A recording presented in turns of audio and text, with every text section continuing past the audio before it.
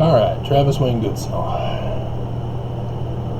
As a child, I always had this desire to learn. I wanted to know things. In particular, I wanted to know things that were not known by anybody else. I wanted to make discoveries. But generally, when there was a question I had, I wanted an answer. I didn't want to have my mom or an adult tell me to go look it up myself. And nonetheless, I had no choice but to look it up myself. And so when it came to the church, there were lots of outside scripture information. Many of the older prophets, who are now long dead, and apostles, would write books and publications. I think it's Junior who was the bigger writer than his father, who did Doctrines of Salvation and questions to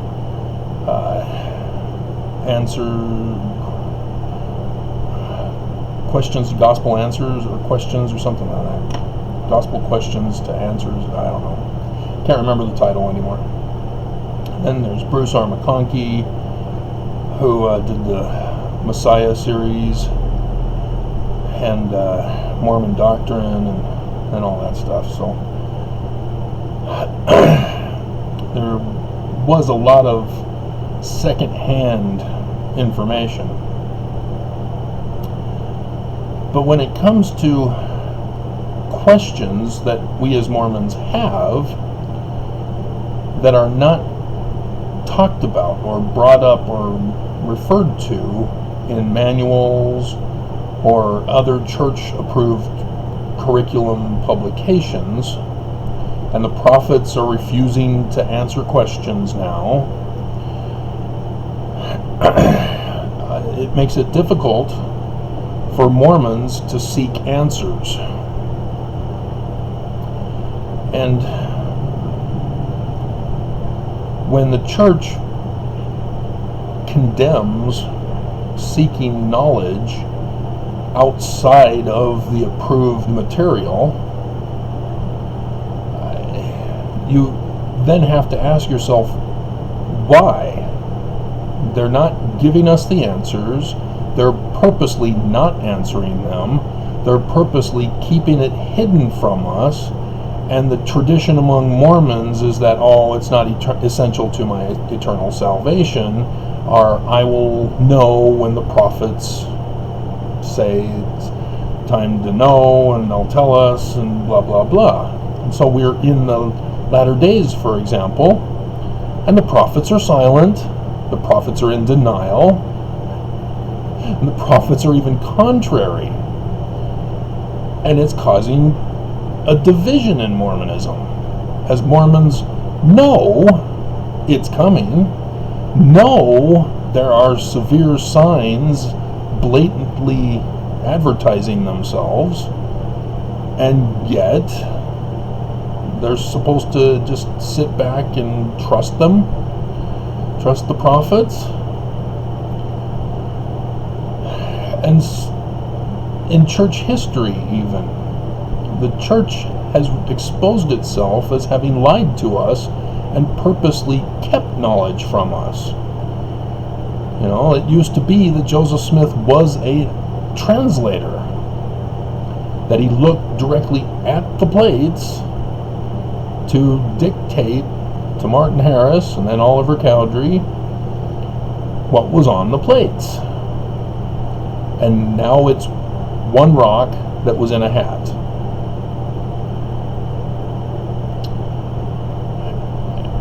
And it's those types of contradictions that should have Mormons going, wait a minute, I sense a scam. And not by what the truth is, but by the prophets. for withholding the information, for telling us misinformation. For example, Joseph Smith Sr. was involved in the New Israelites in Vermont. Why isn't the church talking about this? Joseph Smith Sr. was a master mason in Canandaigua, New York.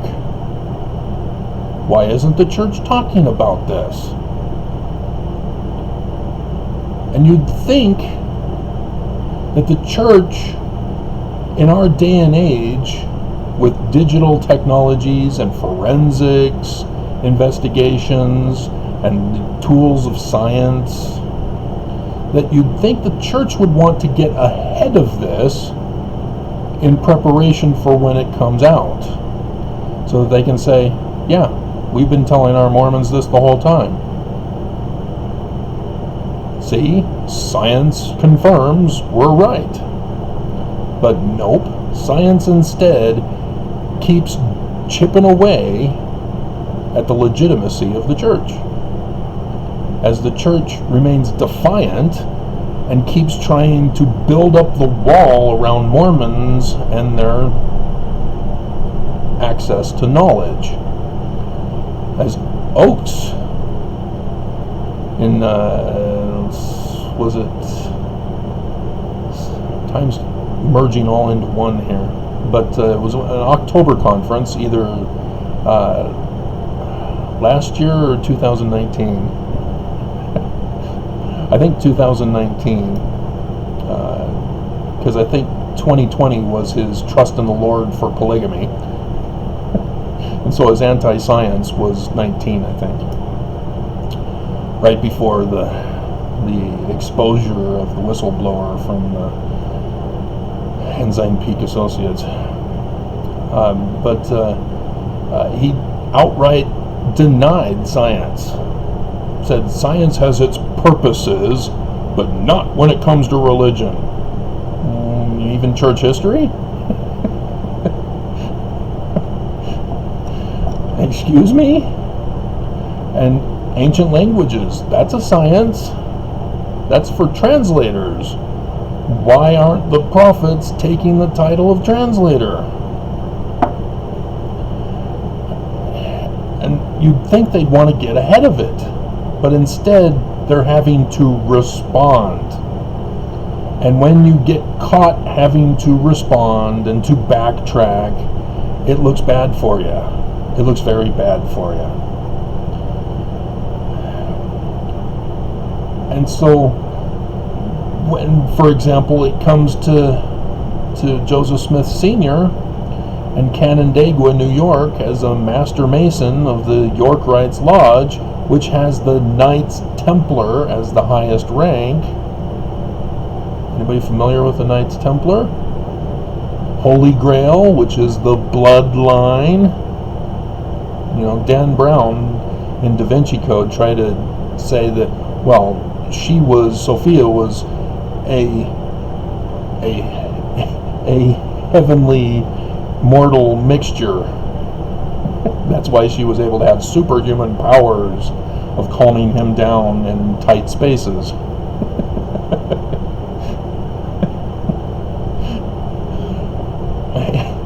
You know, he can't depart completely from his Catholic background. He still is stuck with that. He can't come to grips with the fact that mortal, but the gold plates in Egyptian, for which Friday the 13th occurred, and then coming to America in 1363, and buying the eastern United States, and then burying the gold plates in the caves of southern Illinois, where it just so happens that that's the crossroads for the first and third day of darkness over America in the latter days. You know, it's those types of things that you'd think the church, claiming to be the only true church, that we're all about the latter days, that we're supposed to be prepared as Mormons and have Zion built to protect us from the coming coronavirus. 4531, Doctrine and Covenants.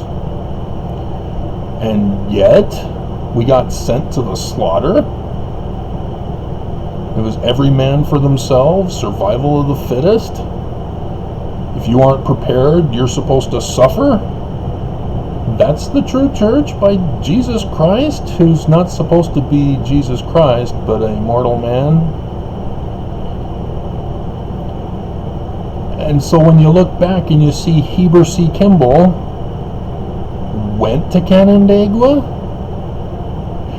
to be advanced in rank, and he was approved, but there was this anti-Mason movement that occurred, and so the records are lost.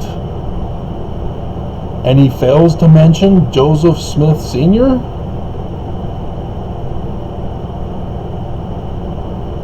He thought the records were destroyed, that no one knew that Joseph Smith Sr. was a Master Mason. So keeping of secrets, withholding knowledge, has been from the beginning. As you learn from Heber C. Kimball's own genealogical records, he had a baby with another woman before the church was organized, and thus before he joined. Kept it a secret, didn't he?